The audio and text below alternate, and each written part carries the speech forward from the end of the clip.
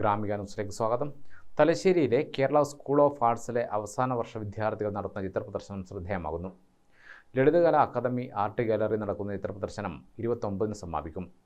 22 വിദ്യാർത്ഥികൾ വരച്ച 56 ചിത്രങ്ങളാണ് പ്രദർശനത്തിലുള്ളത്.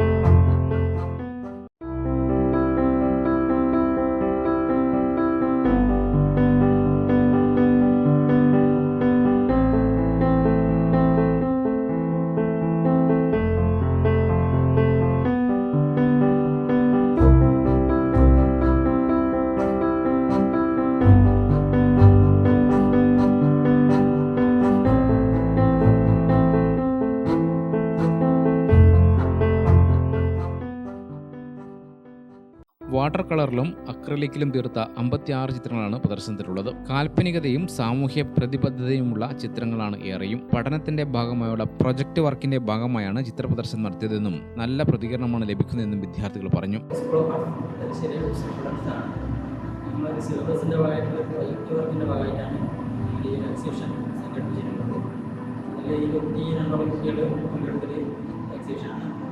സിലബസിൻ്റെതായിട്ടാണ് നമ്മൾ ഇപ്പോൾ വാട്ടർ കളർ പെൻസിൽ ഡ്രോയിങ് എന്നീ മീഡിയത്തിൽ ഉപയോഗിച്ചിട്ടാണ് കൂടുതൽ വർക്കുകൾ ചെയ്തിട്ടുള്ളത്. ഏകദേശം 36 വർക്കുകൾ ഞങ്ങളിവിടെ ചെയ്തു വെച്ചിട്ടുണ്ട്. ഇപ്പോൾ 20-ാം തീയതി മുതൽ 29 വരെയാണ് എക്സിബിഷൻ. കേരള മനസാക്ഷിയെ ഉലച്ച ആമയിഴഞ്ചാൻ തോടിന്റെ ദുരന്ത കാഴ്ച അനാവരണം ചെയ്ത കൂറ്റൻ കൊളാഷും വിദ്യാർത്ഥികൾ ഒരുക്കിയിട്ടുണ്ട്. മാലിന്യങ്ങളും പ്ലാസ്റ്റിക് അവശിഷ്ടങ്ങളും കൊളാഷ് മാതൃകയിൽ പേസ്റ്റ് ചെയ്ത് മധ്യത്തിൽ ശുചീകരണ തൊഴിലാളി ജോയിയുടെ ചിത്രവും ആസ്വാദകരുടെ മനസ്സിനെ ആഴത്തിൽ അസ്വസ്ഥമാക്കും. വാട്ടർ കളറിന് വലിയ പാരമ്പര്യമുള്ള സ്ഥലമാണ് തലശ്ശേരിയെന്നും വിദ്യാർത്ഥികളുടെ ജീവിതത്തിലെ നല്ലൊരു നേട്ടമാണിതെന്നും പ്രശസ്ത ചിത്രകാരനായ BTK അശോക് പറഞ്ഞു. പാരമ്പര്യം അറിയാം.